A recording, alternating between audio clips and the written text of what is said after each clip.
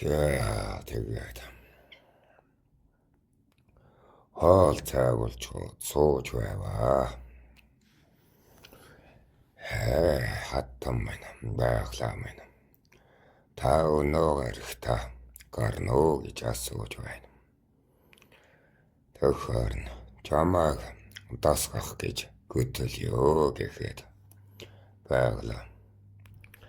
Тэгвэл би өсний хавчаараа нэмээд хие зүс өнгө тодлоодохё гэд хонхтноос авчирсан богцноос тойвон гарч чимэглээд л шанхаа зүсэглээд л үнэхээр хөөрхөн дэгчин харагданаа. Тэгээд л уужаа өмсч гсэн чинь бүр нэг язгуур айлын охины төрхөн гараад ирж байгаа юм аа. Тэгээд л гэргийгээ хөдлөөд ах дүүтэйгээ мэдлээд л амраглах хань минь байгаа юм аа. Өндгөн сүгээр ойртойгооч өргөмжилсэн бэр болноо. Эцгийг нь хүлцэж өрөм хийнэ гэдэл аманд зар түгээгээд байгаа юм.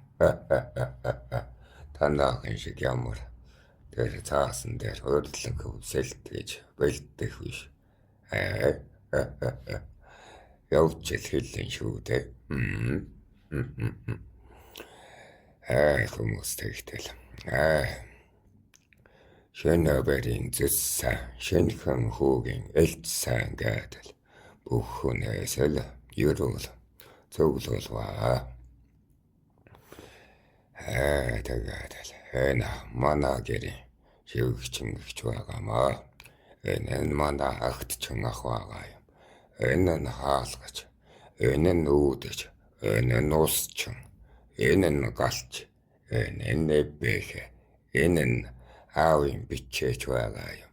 Энэ нь хөлмөрч гэдэл аавдаа зүтгэх бүхнийг танилцуулваа. Тэгээд хаттан байна. Эцэж налбтуудыг таньж дүүрлээ. Их өндөр хүмүүн болол та. Хаан лугаа олон албаттай юм. Гэхдээ надад тэр сонирн биш байна. Би ямар эцгийг чинь багаттан биштэй. Татвар юм биштэй л гэж байна.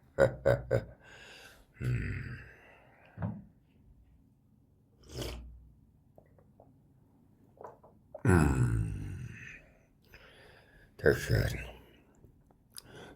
тэгвэл хэнтэй танилцмаар байна. Хэнтэй нүүр тэниймээр байна гэхэд байглаа. Таны хандуудтай манай гэрээр хамгийн их шуугилдах хүмүүстэй мэндэлмээр байна л гэж байна. Тэгэхээр жаахан хол шүү л гэхэд байглаа. Манай эцэг эрийн андлал хол байх тусмаа сайн гэдгээ амьсгаа зөрөлдмөр байна анд та чинь л гэв. Тэгэхээр анд таага амьсгаа зөрүүлье чамаа гэд борчхон руу явлаа. Замд явж байхдаа би энэ хорвоо дээр ганцлантай хүндээ 10 таар байгаад ах туу гэж боддогч нэг анд би л гэв. Тэгтэл байглаа. Ямар албат хүн байл гэн. Тэгэхээр чи мэнд зөрөлдөж байгаад мэнд зөрөлдөж байж л өөрөө сонжоо гэдэл бас наад ч санаатай хэлэхгүй байгаа юм. Ингээд л хотоолагийн гэрт ирлээ. Тэр ч байна найр наадмын дараа гэргий үзээд бас л ханилга удаагүй байгаа хүн шүү дээ. Ёр нь эцэг нь хэрсэн ч гэсэн гэрээс гараагүй. Шөнө гэргийн ноолхоос өөр ажилгүй байгаа ирэх хүн. Үртэй болохын цагтал түүнийг гэрээс гарна гэж ойрынх нь ярилцаад ойр үеийнх нь ярилцаад л байна лээ. Бодвол тийм л сонин сайхан байгаа юм байлгүй дээ гэргийн. Тэгээд л хүүднээс нь хаалгач нь мэдлээд хаалгач нь хэлж байна. Гэрт би сэрээгээд хяал гэж байна. Шууд оруулахгүй байхыг бодвол дотор нүцг нэмгэн явж байх үе гэж байгаа юм байлгүй дээ. Тэгсэн чинь нэрэл дээлээ хормоолчихсан. Цээж нүцгэн гарч ирж байгаа ахгүй юу? Энэ яг хуйлжиж байсан байна гэдг нь үнрээс нь баригдаж байгаа юм аа. За тэгэхээр хатуулаа минь. Андын амрыг ирээ. Хурж яваа юм байл гэн. Тэгэхээр анд минь чамаага зарлоо. Би чамд сүййлэх болсон гэргийг сүйд бүсгүйгээ харуулъя гэж ирлээ. Гэхэд хатуулаа. Чи удсангүй шүү дээ. Би чамайг миний хойноос 2 жилийн дараа гэргийтэй болох юм болов уу гэж бодсон. Жилдээ багтчих шивдэ. За төрхөн байж бай. Би гэр зэгцлээд хээ гэв. Тэгээд гэргийг минь харж байна. Чиний гэргийг ширтээд байх юм бол чи хардахгүй үстэй л гэж байна. Тэгэхээр хардамгүй гэлээ. Тэгэхэд хатуулаа. Нэг нэрээс маань асууж байна. Охин өр. Нэлээгаа.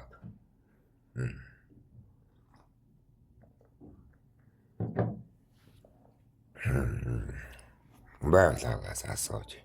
Охин өр хаануудгийнх юм бэ гэснэ. За байж бай. Би тай. Чи яг хойд нутгийн охин байна. Тийм үү л гэж байна. Манай гэргий ч бас наадга ойлгосон бололтой толгой дахиж байна. Хатуулаа. Энэ чамайг арилжиж байгаад олж авуу гэхэд бас толгой дахиж байна. Наадга ойлгодог охин надад ч чамд ч тохиромжтой. Манай гэргийтэй сайн нөхөрлөөрэй гэснэ. Алдас хийлээ. Нэр тань хэмбэ гэхэд. Эхнэр минь. Байгаль гэдэг бүлгөөл гэв. Хатуулаа минь. Баргуужин төхмийн охин юм байна. Сайн албатай. Ялангуяа танаахан чин арс үсийг нь хөөхөйг гоёг чимэглэл зах нудраг малгай тэргүүтэн болгоно л гэж байна. Байхлаа минь. Гэргий минь. Үгүй би тийм албандаа жаахан муу гэлээ. Хатуулаа тэгж байна.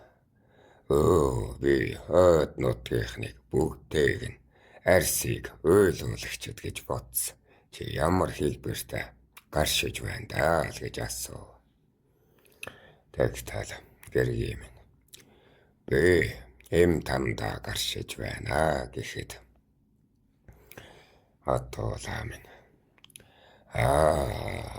Таачууд угаасаа ахын үйл сайтнууд цуглуулдгаараа цуглуулжээ. Тийм л учиртай байж.